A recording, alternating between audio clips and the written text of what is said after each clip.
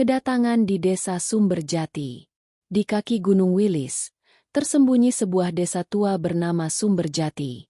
Jalan menuju ke sana kecil dan berliku, dikelilingi pepohonan tinggi yang seolah menutup langit. Saat mobil tua yang dikendarai Raka Pradana melintasi jalan itu, kabut turun perlahan, seperti tirai halus yang menelan segala warna menjadi abu-abu. Raka adalah seorang jurnalis muda dari Surabaya, dikirim oleh redaksi majalah Misteri Nusantara untuk menelusuri kisah lama tentang Kiai Hitam, seorang dukun kaya raya yang menghilang tanpa jejak 20 tahun lalu. Kisahnya selalu diceritakan ulang dengan nada bergetar, tentang uang yang muncul dari dalam kendi, tentang pasien yang sembuh hanya dengan asap dupa, dan tentang rumah besar di tengah sawah yang kini kosong namun masih menyala lampunya setiap malam Jumat. Begitu tiba di gerbang desa, Raka disambut seorang lelaki tua kurus dengan mata tajam, Pak Wardi, kepala dusun yang sudah tinggal di sana seumur hidupnya. "Kau datang mencari Kiai Hitam, nak?" tanyanya datar. Raka mengangguk, sedikit gugup. Wardi hanya tersenyum tipis. "Kalau kau menulis tentang dia, hati-hati. Tidak semua kisah pantas digali kembali." Udara sore di Sumberjati berat oleh aroma tanah basah dan asap kayu bakar. Raka menginap di rumah sederhana milik Wardi. Dari sana, ia bisa melihat rumah Kiai Hitam di kejauhan, bangunan besar berwarna hitam legam, berdiri di tengah ladang kering. Tak ada satupun warga yang berani mendekat ke sana sejak hilangnya sang dukun. Malamnya, saat Raka membuka buku catatannya, suara aneh terdengar dari luar jendela. Langkah kaki di tanah becek, diikuti bunyi genta kecil. Ia mengintip, namun tak melihat siapapun. Hanya bayangan pepohonan bergerak lembut di bawah cahaya bulan pucat. Esok paginya, Raka berkeliling desa. Ia mewawancarai beberapa warga. Seorang ibu tua yang mengaku pernah disembuhkan dari penyakit aneh oleh Kiai Hitam, seorang pemuda yang pernah melihat api biru menyala di halaman rumah sang dukun, dan seorang anak kecil yang berkata pernah mendengar suara orang mengaji dari dalam rumah kosong itu. Semua kisah berbeda, tapi satu hal sama, mereka menyebut Kiai Hitam bukan manusia biasa. Siang mulai terik ketika Raka berhenti di tepi sungai kecil. Di sanalah, menurut warga, jasad-jasad hewan kurban pernah ditemukan tanpa kepala. "Kiai itu dulu orang baik," ujar Pak Wardi yang datang menyusul. "Tapi sejak dia kaya, banyak yang berubah. Rumahnya megah, tapi jiwanya gelap." "Gelap bagaimana?" tanya Raka. "Dia bukan lagi Kiai," jawab Wardi pelan. "Dia sudah jadi bagian dari sesuatu yang lain." Malam kedua di desa itu, Raka tak bisa tidur. Dari jauh, terlihat cahaya samar dari rumah Kiai Hitam, berdenyut seperti napas api. Ia menatapnya lama, hingga entah kenapa, bulu kuduknya meremang. Dalam diam, suara dari kejauhan terdengar jelas. "Raka!" Namanya sendiri, dipanggil lirih dari arah rumah tua itu. Rumah Kiai Hitam. Keesokan paginya, Raka terbangun dengan mata berat dan dada berdebar. Mimpi semalam terasa terlalu nyata. Ia berdiri di depan rumah besar berwarna hitam, pintunya terbuka sedikit, dan dari dalamnya keluar suara gamelan yang berdentang pelan. Saat ia mencoba melangkah masuk, sesuatu yang dingin menyentuh bahunya. Raka terbangun dengan keringat dingin menetes di pelipis. Namun rasa ingin tahu lebih kuat dari rasa takut. Setelah sarapan singkat di rumah Pak Wardi, Raka memutuskan untuk pergi ke rumah Kiai Hitam. Wardi sempat melarang, namun hanya bisa menggeleng pasrah. "Kalau kau memang harus ke sana, jangan masuk setelah matahari condong ke barat. Rumah itu tidak suka didatangi malam-malam," katanya dengan nada berat. Jalan menuju rumah itu melalui ladang-ladang kering dan pohon pisang yang tumbuh liar. Di kejauhan, rumah megah itu tampak seperti gumpalan bayangan besar di tengah tanah lapang. Cat hitamnya sudah kusam, jendelanya tertutup papan kayu, dan atapnya miring di beberapa sisi. Namun yang paling aneh, di teras depan tergantung sebuah lentera kuningan yang masih menyala redup, seolah dijaga oleh tangan tak terlihat. Raka berdiri beberapa saat di depan pagar besi berkarat. Angin bertiup pelan, membawa aroma kemenyan dan tanah lembab. Ia melangkah masuk perlahan. Pagar berdecit panjang seperti jeritan halus. Begitu menjejak halaman, Suasana seketika berubah. Sunyi. Tak ada suara burung. Tak ada gemerisik daun. Hanya degup jantungnya sendiri yang terdengar keras di telinga. Di dalam rumah, udara lembab bercampur aroma dupa dan minyak cendana. Debu tebal menutupi lantai marmer hitam. Di dinding tergantung lukisan kiai hitam. Wajah berkerut, mata tajam menatap lurus, dan jenggot putih panjang menutupi dada. Anehnya, di lukisan itu, mata sang kiai tampak berkilau, seolah mengikuti gerak tubuh Raka. Ia mulai menelusuri ruangan demi ruangan. Di ruang tamu, masih ada kursi rotan besar, meja berlapis kaca retak, dan kendi tua di pojok ruangan. Saat Raka mendekat, ia melihat sesuatu di dasar kendi itu, segepok uang lusuh yang sebagian sudah hancur dimakan jamur. Ia memungut selembar. Uang itu terasa dingin dan lembab, tapi baunya aneh, seperti darah kering. Langkahnya membawa ke ruang dalam, di mana terdapat meja ritual yang tertutup kain merah. Di atasnya terletak beberapa benda aneh, tulang kecil, bunga melati kering, sebotol cairan hitam, dan kitab lusuh bertulisan Arab kuno. Saat Raka menyentuh kitab itu, angin dingin berhembus dari arah jendela tertutup. Lalu, terdengar bunyi samar, seperti suara seseorang berbisik. "Kau mencari aku, Raka?" Raka mundur spontan. "Siapa di sana?" teriaknya. Tak ada jawaban, hanya suara genta kecil berdenting dari loteng. Ia menyalakan senter, menatap ke arah atas. Langit-langit rumah itu penuh sarang laba-laba. Namun di antara kegelapan tampak sesuatu menggantung. Seperti sosok berpakaian jubah hitam, berayun pelan. Tapi saat ia sorotkan cahaya lebih dekat, sosok itu menghilang seketika, meninggalkan bau menyengat seperti rambut terbakar. Panik. Raka keluar dari rumah.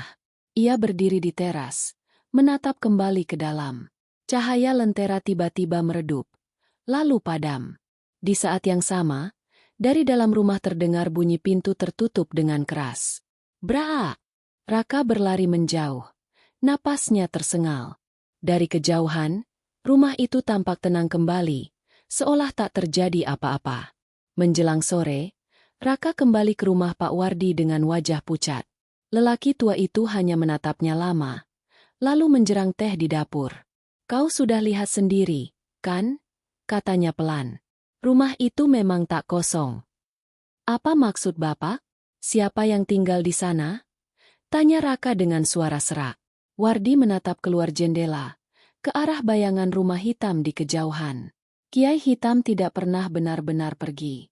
Ia hanya bersembunyi di antara dunia kita dan dunia mereka. Malam itu, angin bertiup lebih kencang dari biasanya. Raka tak bisa tidur. Dari balik tirai kamar, ia kembali melihat cahaya samar dari rumah itu, lentera yang menyala, perlahan-lahan berayun. Tapi kali ini, di bawah cahaya itu, ia melihat bayangan seseorang berdiri diam menghadap ke arahnya. Sosok berjubah hitam, tak bergerak, tak bernapas, hanya menatap lurus, seolah menunggu sesuatu. Dan saat Raka berkedip, bayangan itu lenyap. Namun suara langkah kaki terdengar mendekat dari luar jendela. Langkah yang berat, ritmis, dan berhenti tepat di depan kamarnya. Kiai yang kaya mendadak. Keesokan paginya, Raka duduk di beranda rumah Pak Wardi sambil menatap kabut yang belum juga terangkat dari sawah. Wajahnya pucat, matanya sayu. Ia tidak tidur semalam. Langkah-langkah di luar jendela terus terdengar hingga menjelang subuh. Tapi tak ada siapapun saat ia memberanikan diri memeriksa. Hanya jejak kaki di tanah basah yang berakhir tepat di bawah jendela kamarnya. Jejak itu besar, dalam, dan tak memiliki bentuk jari. "Kalau kau ingin tahu asal mula semuanya," ujar Pak Wardi pelan sambil menyeruput kopi, "kau harus tahu bagaimana Kiai Hitam menjadi seperti itu." Raka menatapnya penuh rasa ingin tahu. Lalu, di bawah langit pagi yang perlahan memudar dari abu-abu ke jingga, Wardi mulai menceritakan masa lalu yang telah lama disembunyikan. 25 tahun lalu, nama asli Kiai Hitam adalah Kiai Hashim Raharjo, seorang guru ngaji sederhana di desa Sumberjati. Rumahnya kecil, terbuat dari anyaman bambu, dan ia hidup bersama istrinya, Nyai Rini, serta seorang anak lelaki berusia 8 tahun, Raffi. Warga sangat menghormatinya. Ia dikenal jujur, sabar, dan selalu membantu siapapun tanpa pamrih. Namun kehidupan Kiai Hashim berubah drastis setelah musim kemarau panjang melanda desa. Panen gagal, sumur-sumur kering, dan penyakit aneh menyerang warga. Banyak yang datang meminta tolong kepadanya. Namun tak ada doa yang mampu menghentikan bencana itu. Kiai Hashim mulai merasa putus asa. Di malam-malam tertentu, ia terdengar mengeluh panjang di surau, memohon petunjuk dari Tuhan. Tapi jawaban tak kunjung datang. Sampai suatu malam, Kiai Hashim pergi ke hutan lereng Gunung Wilis sendirian. Ia bermaksud bertapa, mencari ilham. Menurut cerita warga, malam itu petir menyambar berkali-kali di puncak hutan, tapi tak turun hujan sedikitpun. Beberapa hari kemudian, ia kembali ke desa, namun ada sesuatu yang berbeda. Matanya lebih gelap, suaranya lebih berat, dan kulitnya sedikit kehitaman seperti terbakar matahari. Tapi yang paling aneh, sejak saat itu, kehidupan Kiai Hashim berubah total. Rumahnya tiba-tiba menjadi besar dan megah. Orang-orang yang sakit datang berobat, dan semuanya sembuh dengan cepat. Ia memberikan bantuan uang kepada warga yang kesusahan, dan uang itu seolah tak pernah habis. Kiai Hashim mulai dikenal sebagai Kiai Hitam, karena jubah dan peci yang selalu ia kenakan berwarna hitam pekat, seolah menjadi bagian dari tubuhnya. Namun di balik semua itu, desas-desus menyeruak. Beberapa warga mengaku pernah melihat Kiai Hitam berjalan ke arah hutan tengah malam, membawa kendi dan seekor ayam hitam. Ada pula yang bersumpah melihatnya berbicara dengan sosok tinggi besar tanpa wajah di tepi sungai. Itu cuma fitnah, begitu katanya setiap kali ditanya. Tapi setiap kali ia tersenyum, ada sesuatu di balik tatapannya, dingin, tak manusiawi. Raka menuliskan setiap detail di buku catatannya. Apa yang terjadi dengan keluarganya? Tanyanya kemudian. Wardi menarik napas panjang. Anaknya, Raffi, hilang di malam Jumat Kliwon. Nyai Rini ditemukan pingsan di depan rumah dengan darah di mulutnya. Sejak itu, Kiai Hashim tak pernah sama lagi. Ia menutup diri, jarang ke masjid, dan lebih sering berdiam di rumahnya yang baru. Warga mulai takut padanya. Setelah kehilangan keluarganya, Kiai Hitam mulai memanggil orang-orang penting dari luar desa, pedagang, pejabat, dan orang kaya. Mereka datang malam-malam, membawa koper atau bingkisan misterius. Setiap kali rombongan itu datang, terdengar suara gamelan dan aroma dupa memenuhi udara desa. Tapi tak ada yang tahu apa yang sebenarnya terjadi di dalam rumah itu. Hingga suatu malam, rumah Kiai Hitam terbakar sebagian. Api padam sendiri tanpa bantuan siapapun. Dan sejak saat itu, Kiai Hitam menghilang. Tak ada jenazah, tak ada jejak. Raka menatap jauh ke arah rumah besar yang masih berdiri di tengah sawah, gelap dan sunyi. Dan semua kekayaannya tetap di sana. Tanya Raka. Ya, jawab Wardi. Tapi siapapun yang mencoba mengambilnya, akan mati dalam waktu 3 hari. Sudah 3 orang yang mencoba. Semua meninggal dengan wajah menghitam. Angin siang itu bertiup dingin, membawa aroma aneh seperti dupa terbakar. Raka menutup buku catatannya, tapi di sudut matanya, ia merasa seperti ada bayangan bergerak di tepi sawah. Hitam, tinggi, dan perlahan memudar di balik kabut. Ia menatap lebih lama, tapi yang tersisa hanya daun-daun kering berputar di angin. Saat senja tiba, Raka duduk sendirian di beranda, memandangi langit yang memerah. Ia tak sadar bahwa di balik jendela rumah tua di kejauhan, 2 mata hitam pekat sedang menatap ke arahnya. Diam, tanpa berkedip, menunggu malam berikutnya. Perjanjian di tengah malam. Malam itu, Raka terbangun kembali karena suara angin yang berdesir lebih keras dari biasanya. Bulan sabit tergantung rendah di langit. Cahayanya menembus kabut tipis yang menyelimuti desa Sumberjati.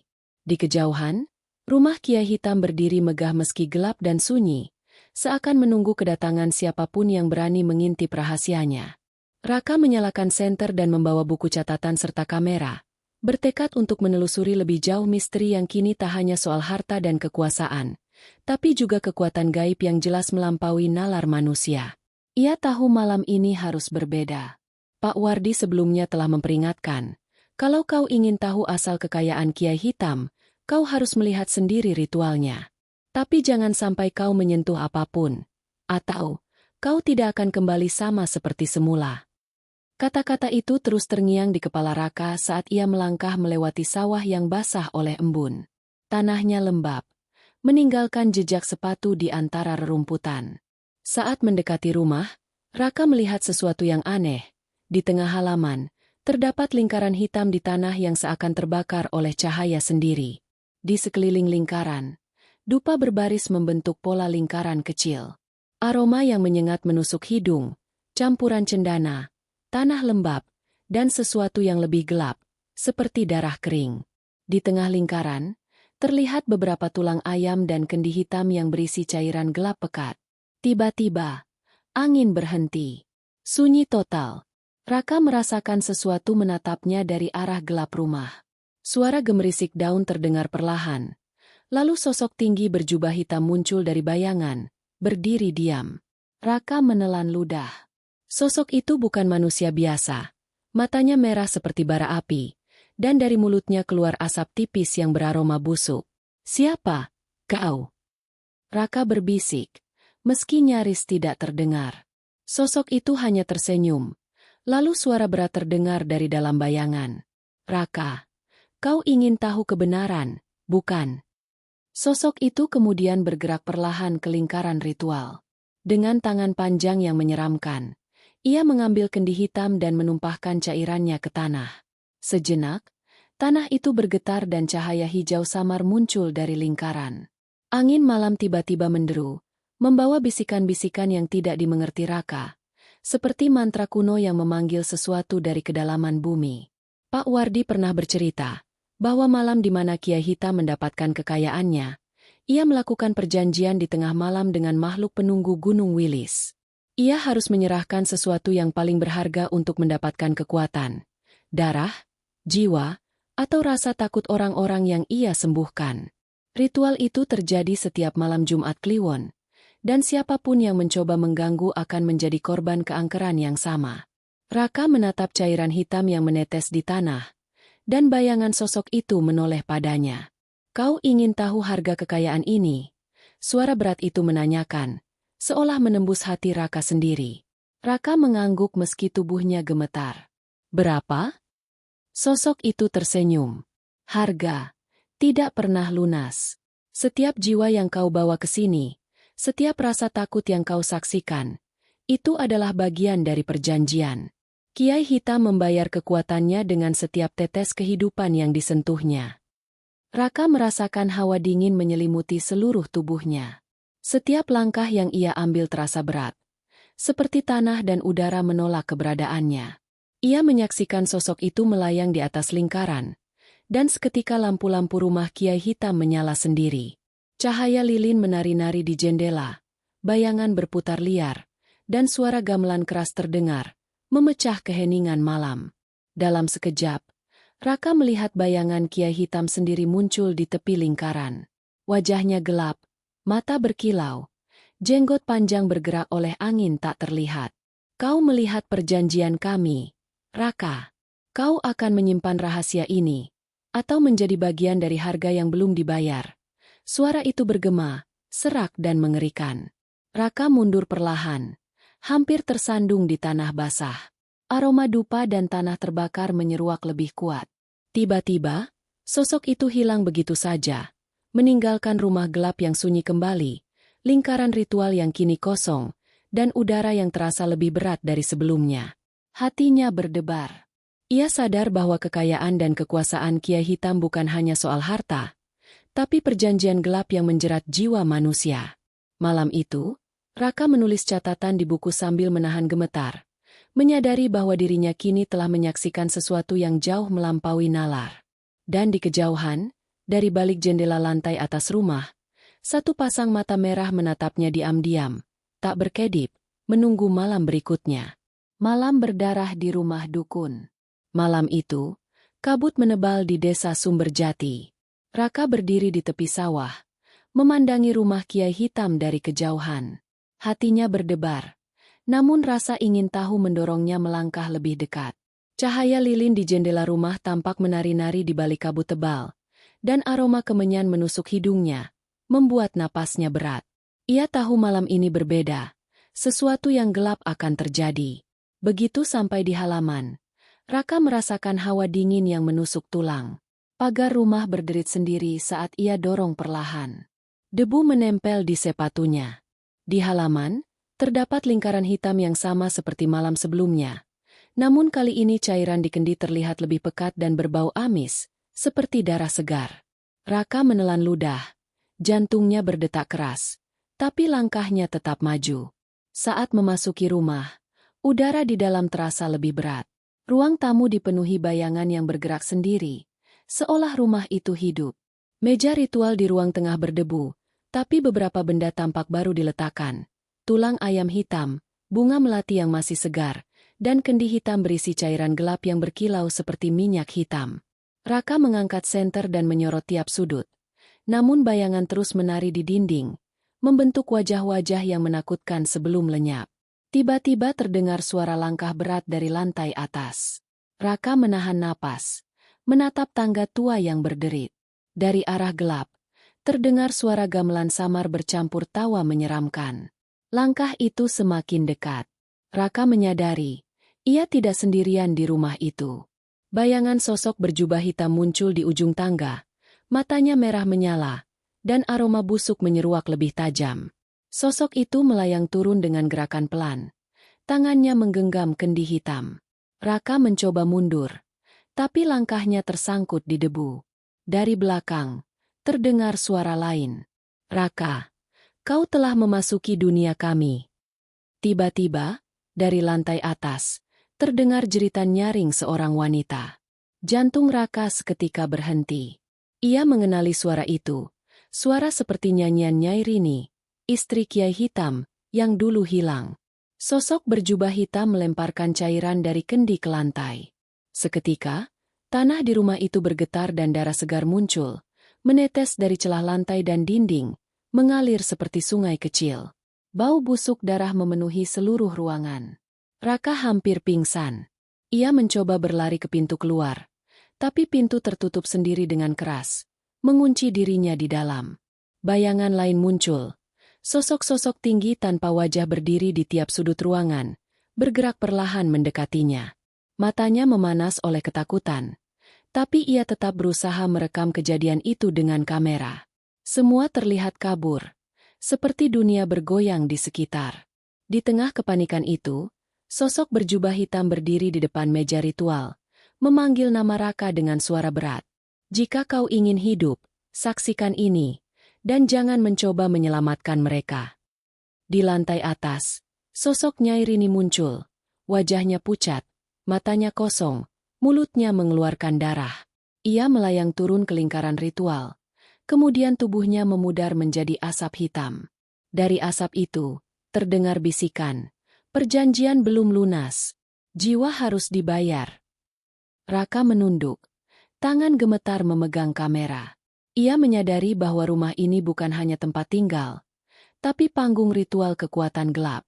Cahaya lilin menari liar, bayangan bergerak tanpa arah, dan darah terus menetes dari mana-mana.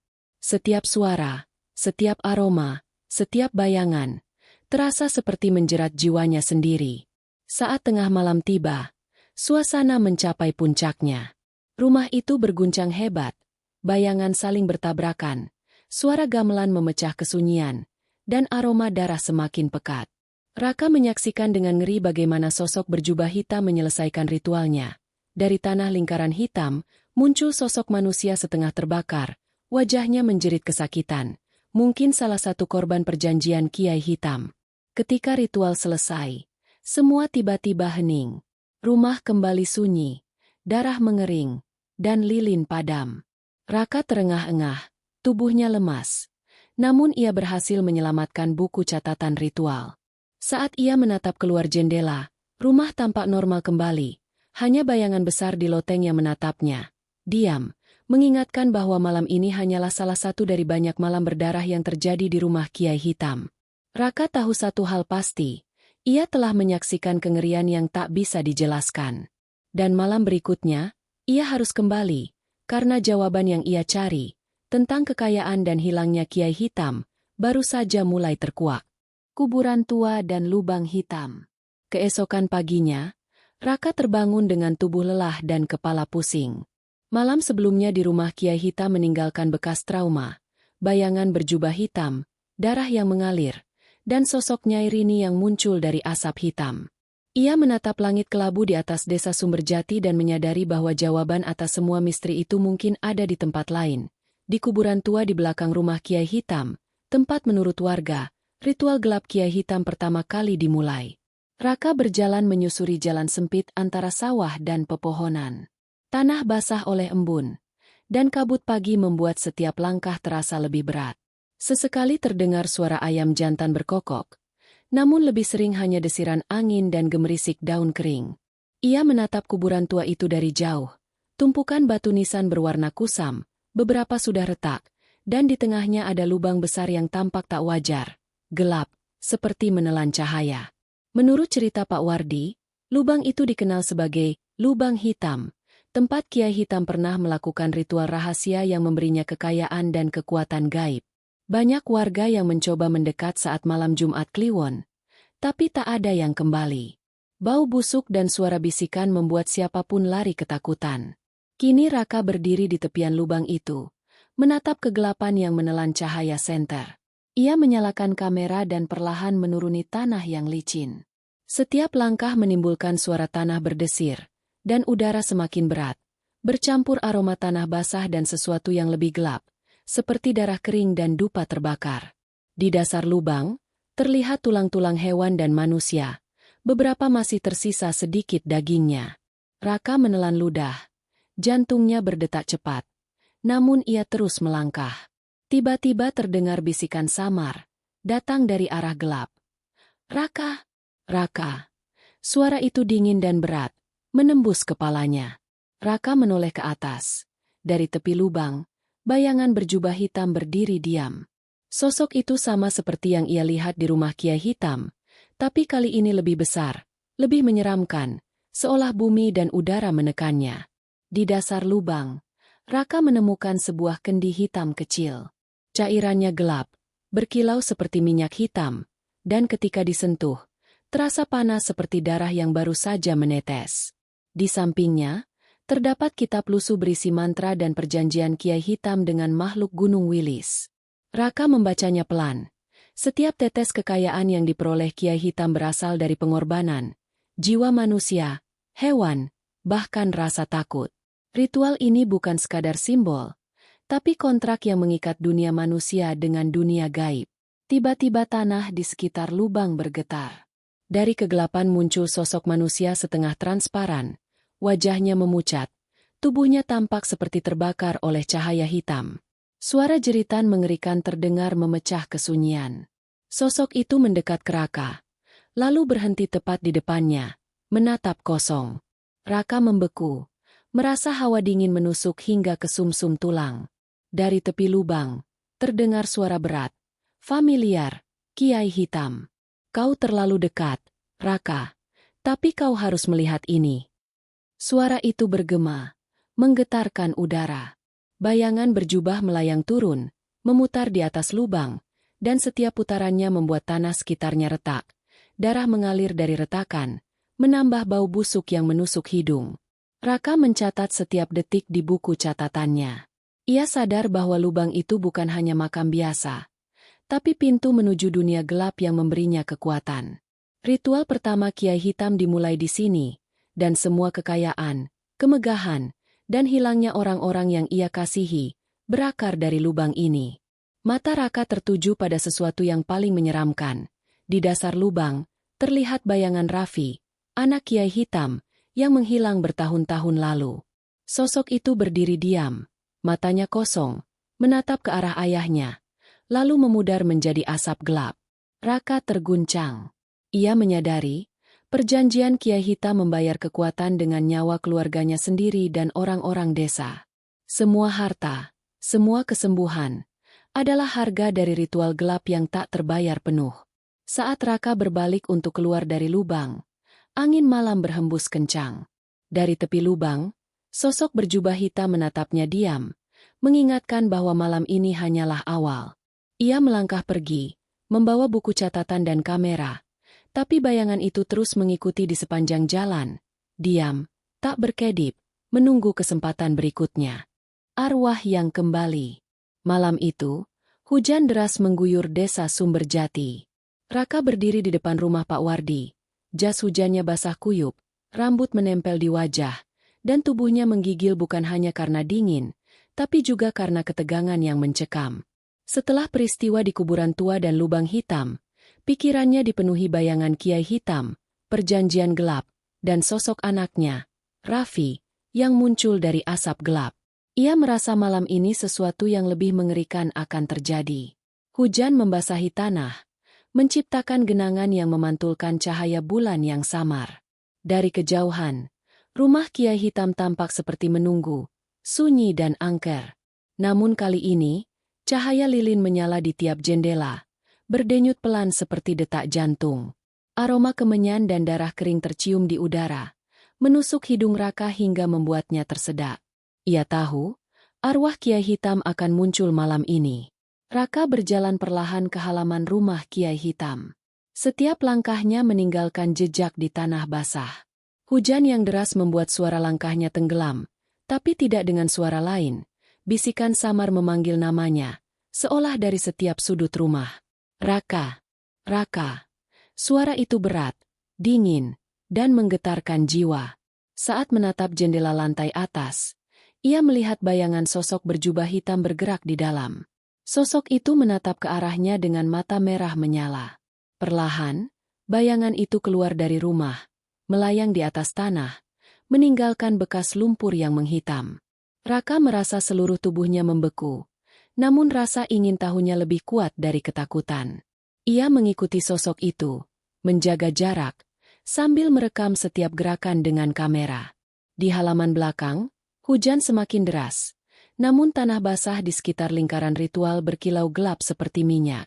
Sosok itu berhenti, dan tiba-tiba bayangan lain muncul. Wajah Nyai Rini, pucat, mata kosong, mulut mengeluarkan darah. Dari tubuhnya, muncul asap hitam membentuk arwah Raffi, anak Kiai Hitam. Ia melayang pelan, menatap lurus ke arah ayahnya, lalu menghilang di udara malam. Raka menelan ludah. Ia menyadari bahwa ritual yang dilakukan Kiai Hitam tidak berhenti meski ia menghilang bertahun-tahun lalu. Arwah keluarganya terperangkap antara dunia hidup dan mati. Tiba-tiba, tanah bergetar hebat. Hujan dan petir menyatu menjadi simfoni horor. Dan sosok Kiai Hitam muncul di tengah lingkaran hitam, berdiri tegap. Matanya merah menyala. Jubah hitamnya basah, tetapi tidak kuyup. Tangannya memegang kendi hitam yang berisi cairan gelap. Ia menatap Raka, menembus jiwa dan pikirannya. Suaranya berat dan bergema. Kau telah melihat terlalu banyak, tapi masih ada yang belum kau pahami. Semua yang kau saksikan hanyalah permulaan. Raka bergetar. Ia mencoba mundur, namun tanah di sekitarnya retak dan mengeluarkan aroma busuk. Bayangan sosok lain muncul, tubuhnya tinggi, hitam, tanpa wajah. Mereka mengelilingi Raka, perlahan menutup ruang geraknya. Cahaya lilin di rumah menari liar, membentuk bayangan seperti ratusan tangan yang menjerat. Seketika, sosok Kiai Hitam menepuk tanah dengan tangan kanan. Dari dalam tanah, tubuh manusia setengah transparan muncul, menjerit kesakitan. Raka menutup mata, gemetar, merasa napasnya tersedak. Saat ia membuka mata, arwah itu menghilang, tapi bayangan Kiai Hitam tetap menatap. Diam, memancarkan hawa kematian yang dingin dan pekat. Raka menyadari bahwa Kiai Hitam tidak pernah benar-benar pergi. Ia hanya berpindah antara dunia nyata dan dunia arwah, mengikat jiwa-jiwa yang menjadi bagian dari perjanjian gelapnya. Semua yang ia lihat malam ini adalah pengingat bahwa kekuasaan Kiai Hitam berasal dari pengorbanan dan rasa takut manusia. Dengan napas terengah, Raka berlari meninggalkan rumah Kiai Hitam. Hujan deras membasahi tubuhnya. Tapi ia tetap merekam, menulis, dan menyimpan bukti. Di kejauhan, di balik jendela lantai atas, Mata merah Kiai Hitam menatapnya diam-diam, tanpa berkedip. Dan dari tanah di bawah lingkaran ritual, terdengar bisikan lembut namun menusuk. Kami menunggumu kembali, Raka. Raka berhenti sejenak, menengadah ke langit, dan menyadari satu hal. Malam ini hanya awal dari perjalanan menuju kebenaran yang lebih gelap. Kebenaran tentang perjanjian, kekayaan, dan arwah yang tidak bisa tenang. Ia tahu, besok malam, ia harus kembali. Dan besok malam, arwah itu akan kembali lebih dekat, menuntut saksi baru, menunggu korban berikutnya. Rahasia Kiai Hitam terbongkar. Malam itu, Raka kembali berdiri di depan rumah Kiai Hitam. Jas hujannya basah kuyup oleh hujan deras, namun hatinya lebih tegang daripada sebelumnya. Setelah menyaksikan arwah keluarganya dan ritual gelap di kuburan tua, ia sadar bahwa jawaban yang ia cari, asal mula kekayaan dan hilangnya Kiai Hitam, hanya bisa ditemukan dengan menghadapi inti dari misteri itu. Ia melangkah masuk rumah, membawa senter, kamera, dan buku catatan ritual yang sudah mulai penuh coretan. Setiap langkah menimbulkan bunyi debu berderak, seolah rumah itu bernapas, mengikuti gerak tubuhnya. Aroma kemenyan dan darah kering memenuhi udara, menusuk hidungnya, membuat tiap tarikan napas terasa berat. Di tengah ruang tamu, lingkaran hitam dan kendi berisi cairan gelap sudah menunggu, seolah diatur untuk Raka. Tiba-tiba terdengar suara gamelan, pelan namun menembus keheningan. Dari bayangan lantai atas, muncul sosok berjubah hitam, tinggi dan mengerikan. Matanya merah seperti bara api, tatapannya menembus jiwa. Raka menahan napas, tapi langkahnya tetap maju. Ia menyalakan senter, menyorot kendi hitam, dan melihat cairan gelap itu mulai berputar perlahan, membentuk simbol-simbol kuno yang bersinar samar. Di dekat lingkaran ritual, Raka menemukan kitab lusuh, buku yang sama dengan yang ia lihat di kuburan tua.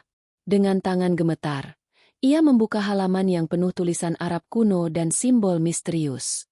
Perlahan, ia membaca satu kalimat yang mengubah segalanya.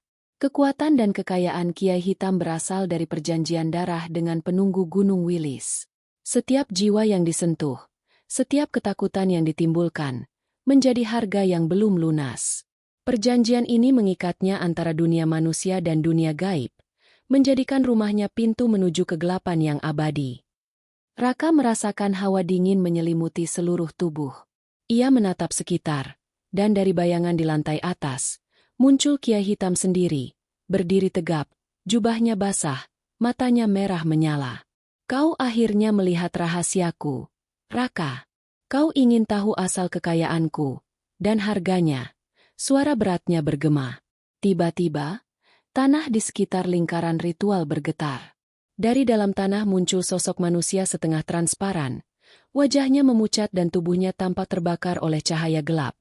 Mereka adalah korban perjanjian Kiai Hitam. Di tengah asap hitam yang mengepul, bayangan Raffi muncul.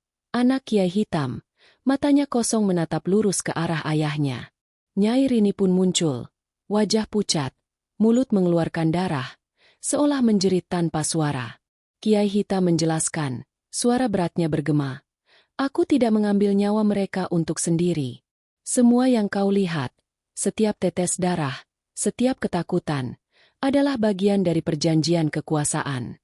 Rumah ini adalah gerbang, harta ini adalah umpan, dan siapapun yang mencoba mengungkap rahasiaku, akan menjadi saksi hidup atau korban berikutnya. Raka menulis cepat di buku catatannya. Ia sadar bahwa semua kekayaan, semua kesembuhan, semua kejadian aneh di desa ini adalah hasil dari kontrak darah yang mengikat dunia manusia dengan dunia gaib. Kiai Hitam tidak pernah pergi. Ia hanya berpindah antara dunia nyata dan arwah, menjaga kekuasaan, dan menunggu jiwa-jiwa yang berani mendekat. Suara gamelan semakin keras. Lilin menari liar, dan bayangan sosok berjubah hitam bergerak di setiap sudut ruangan. Raka merasakan tubuhnya lemas. Namun matanya tertuju pada sebuah lukisan besar Kiai Hitam. Ia menyadari satu hal. Rahasia itu bukan hanya soal harta, tapi perjanjian yang belum lunas, dan kekuatan yang terus menuntut pengorbanan. Di luar rumah, hujan deras masih mengguyur. Namun di dalam, suasana terasa seperti neraka hidup. Bayangan Kiai Hitam menatap Raka. Diam, menunggu keputusan terakhirnya. Raka tahu, besok malam, kebenaran terakhir tentang hilangnya Kiai Hitam, kekayaan, dan arwah yang terperangkap, akan terungkap. Sambil menutup buku catatan, Raka merasa napasnya tersedak. Ia tahu satu hal pasti, rahasia Kiai Hitam sudah terbongkar, tapi harga untuk menyaksikannya, jiwa, nyawa, atau keberanian, belum selesai dibayar. Bayangan merah dari mata Kiai Hitam menatapnya dalam-dalam, dan udara di sekeliling rumah terasa semakin pekat, menandakan malam terakhir dari misteri yang belum selesai. Menghilang tanpa jejak. Fajar mulai menyingsing di desa Sumberjati, namun kabut tebal masih menyelimuti sawah dan jalan-jalan sempit. Raka berdiri di depan rumah Kiai Hitam, tubuhnya lelah, jas hujannya basah kuyup, dan napasnya tersengal. Setelah menyaksikan arwah keluarganya, ritual gelap, dan mengungkap rahasia perjanjian Kiai Hitam, ia menyadari satu hal. Malam ini adalah malam terakhir ia bisa menyaksikan misteri itu, atau menjadi bagian dari perjanjian yang belum lunas. Raka memasuki rumah dengan langkah hati-hati. Semua tampak sama seperti malam-malam sebelumnya. Lilin menari di jendela, aroma kemenyan dan darah kering memenuhi udara, dan bayangan gelap menari di dinding. Lingkaran hitam di ruang tengah tampak menunggu, seolah rumah itu sadar ia kembali. Ia menyalakan senter dan menatap kendi hitam di tengah lingkaran. Cairan pekat di dalamnya berkilau seperti minyak hitam, berputar perlahan, memantulkan bayangan Raka sendiri. Tiba-tiba, dari lantai atas, terdengar suara gamelan memecah keheningan. Bayangan berjubah hitam muncul, mata merah menyala, menatap lurus ke arah Raka. Dari dalam rumah, terdengar suara bisikan arwah Nyai Rini dan Raffi, mengelilingi lingkaran ritual. Mereka muncul dari asap hitam, wajah pucat, mulut mengeluarkan darah, menjerit tanpa suara. Raka menelan ludah, sadar bahwa malam ini, batas antara dunia nyata dan dunia gaib semakin tipis. Kiai Hitam muncul di tengah lingkaran, berdiri tegap, jubahnya basah, namun tidak kuyup. Suaranya berat, bergema di seluruh ruangan. Kau telah melihat segalanya, Raka. Kau tahu rahasia kekayaanku, ritualku, dan perjanjian yang belum lunas. Kini saatnya kau menjadi saksi terakhir, atau bagian dari harga yang belum dibayar. Raka mundur, tubuhnya gemetar, tapi ia tetap menyalakan kamera. Ia ingin merekam semua ini untuk bukti. Dari dalam lingkaran, tanah bergetar, darah menetes dari retakan, dan dari bawah muncul sosok manusia setengah transparan, mereka korban perjanjian Kiai Hitam. Bayangan anaknya, Raffi, muncul di udara, menatap ayahnya dengan mata kosong. Arwah Nyai Rini bergerak di sekitar lingkaran, menjerit dalam diam. Raka menulis cepat di buku catatannya, mencoba memahami kengerian yang ia saksikan. Tiba-tiba, Kiai Hitam menepuk tanah dengan tangan kanan. Dari dasar lingkaran muncul cahaya hitam pekat yang memutar, membentuk pusaran. Bayangan Raka sendiri mulai memudar di cermin lantai, seolah dunia di sekitarnya tercabut dari realitas. Ia merasakan tangan dingin menahan bahunya, dan suara berat Kiai Hitam terdengar lagi. Kau akan pergi, atau kau akan tinggal di sini selamanya. Tapi sebelum ia sempat merespon, tanah di bawah kakinya retak, membuka jurang hitam yang menyedot seluruh tubuhnya. Kamera dan buku catatan terlepas dari tangan, jatuh ke tanah, berderak keras. Raka merasa dirinya ditarik ke dalam pusaran gelap itu. Napasnya tersedak, jantungnya berdetak kencang, dan cahaya lilin di rumah bergetar liar. Warga desa Sumberjati datang pagi itu, mendapati rumah Kiai Hitam kosong seperti biasa. Tidak ada jejak Raka, tidak ada tanda perlawanan. Hanya buku catatan dan kamera yang jatuh di halaman depan, lembab dan berdebu, menjadi saksi bisu kejadian malam sebelumnya. Pak Wardi menatapnya panjang, wajahnya muram. Seperti yang aku katakan, rumah itu tidak suka diganggu, dan mereka yang melihat rahasianya, kadang menghilang tanpa jejak. Di kejauhan, dari lantai atas rumah Kiai Hitam, dua mata merah menatap diam-diam. Cahaya lentera berdenyut pelan, dan aroma kemenyan serta darah kering masih menusuk udara desa. Lingkaran hitam di ruang tengah tampak utuh, seolah menunggu korban berikutnya yang berani menelusuri rahasia Kiai Hitam. Buku catatan Raka tetap tersisa, berisi semua rekaman dan tulisan tentang kekayaan, ritual, dan perjanjian gelap. Warga desa, ketakutan, hanya bisa menyimpannya sebagai peringatan. Namun satu hal jelas, Kiai Hitam belum benar-benar pergi, dan siapapun yang menatap rumah itu di malam Jumat Kliwon, akan merasakan tatapan mata merah itu, menunggu, menuntut, dan memanggil jiwa yang berani menyingkap misterinya. Dan desa Sumberjati tetap diam, sunyi, dengan rumah megah hitam di tengah sawah, menjadi legenda hidup tentang dukun kaya raya yang menghilang, tanpa jejak.